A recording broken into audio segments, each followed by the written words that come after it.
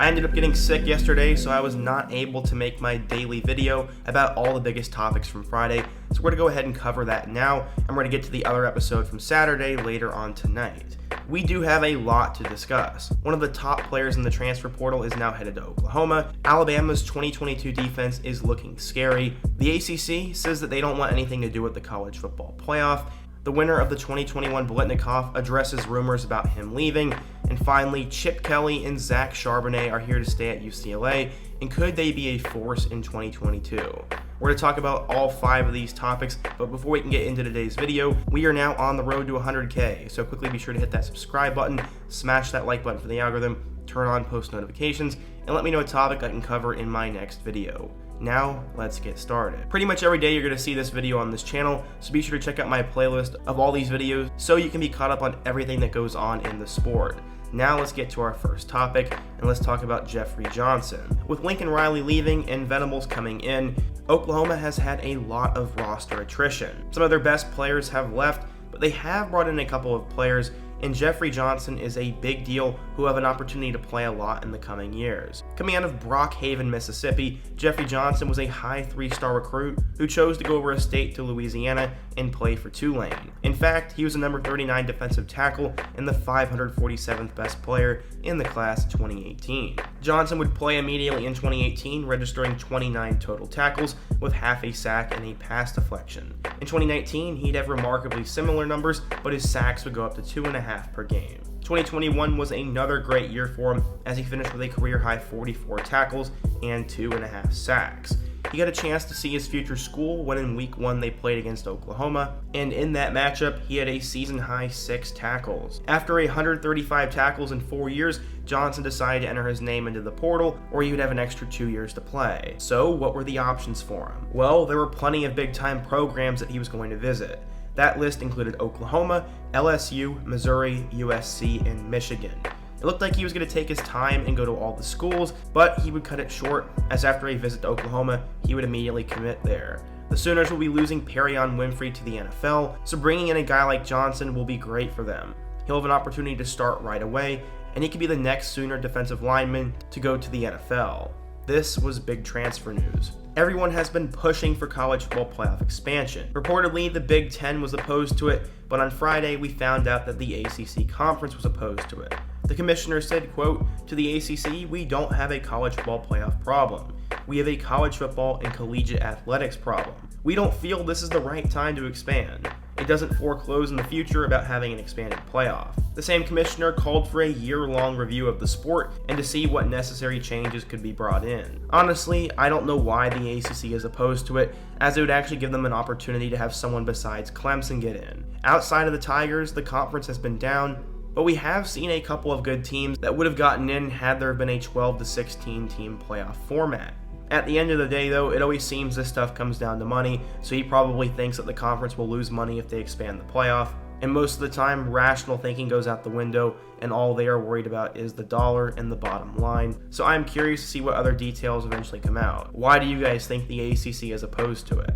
When most people think back to the 2021 college football season, the wide receivers they will probably talk about are either the Ohio State guys or Jamison Williams. Those guys were spectacular, but the winner of the 2021 Biletnikoff Award was Pittsburgh's Jordan Addison. Coming out of the city of Frederick, Maryland, Addison was a 4-star recruit and a top 10 athlete in the class of 2020. He decided to commit to Pittsburgh, and he'd have a lot of hype. As a freshman, he catch 60 passes for 666 yards and 4 touchdowns, and he was seen as one of the most promising young receivers in the college football world. In 2021, he would have an incredible year.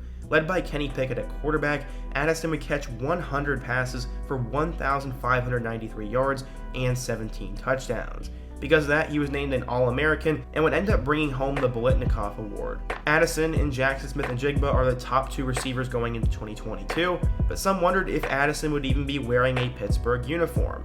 His wide receivers coach ended up taking the job at Texas, and this started the speculation that he could enter the portal and put on a burnt orange jersey. There had been speculation about that for quite a while, but on Friday, Addison finally opened up and put that rumor to rest. He was on a Pittsburgh Rivals live stream, and he said, quote, "I'm here at Pitt, it's where I'm staying at." Honestly, I'm happy to hear that, as I want to see Pittsburgh football do well next year, and I bet Kedon Slovis is very excited to have him back. Last week was great for UCLA football fans. DTR announced that he'd be coming back for a 5th year. Running back Zach Charbonnet decided he would cancel on the 2022 NFL Draft and come back next year. And finally, Chip Kelly got a massive 4-year extension. Things are looking on the up for the Bruins program, and 2022 is setting up to be potentially one of the best years in school history. Coming out of high school, Zach Charbonnet was a borderline 5-star recruit and a top 4 running back in the class of 2019. He didn't start his career as a Bruin though. In 2 years at Michigan, he ran for a little bit over 800 yards and 12 combined touchdowns, but with the rise of Hassan Haskins and Blake Corum, he decided to enter the portal. He'd get off to a magnificent start for the Bruins in 2021 and would finish the year with 1,137 yards and 13 touchdowns.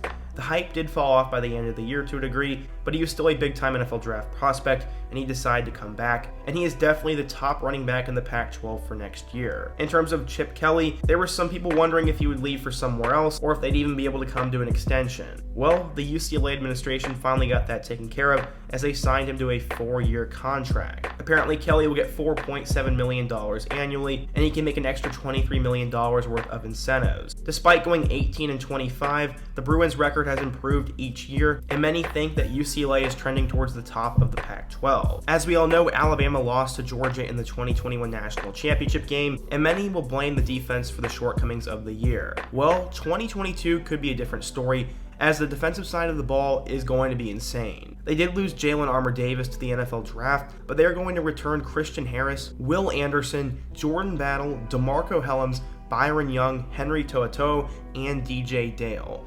More specifically, we're going to focus on those last 5 guys as they all bypassed the 2022 NFL Draft to come back. Jordan Battle has been a starting defensive back, and in 2021, he had 50 tackles with 3 interceptions and 3 pass deflections. DeMarco Hellams is also a starting defensive back, as he had 54 tackles, 3 picks, and 3 pass deflections. Byron Young is a starting defensive lineman, and while his 2021 stats won't pop off the page, I think his productivity will increase next year, and he will only boost his stock. DJ Dale is the 4th player we're going to talk about, as he's one of those interior defensive linemen that has been on the fringe of breaking out into a legitimate NFL prospect. While he would have likely gotten taken, I think another year for Dale will really help him, and he could be a force on that interior of the defensive line. Those 4 guys are obviously great, but the really big deal is Henry To'oTo'o coming back. The former 4-star recruit actually began his career at Tennessee, but after he entered the portal, he became the most sought-after transfer in the country. To'oTo'o lived up to the hype in 2021.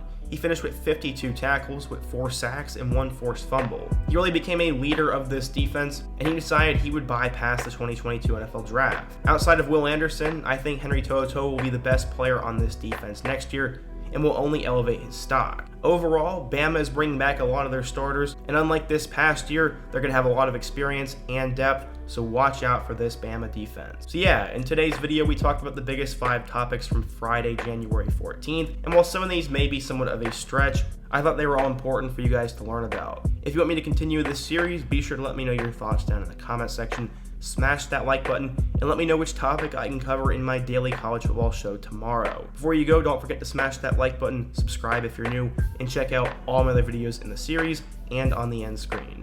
I hope to see you guys again soon, but until next time, peace.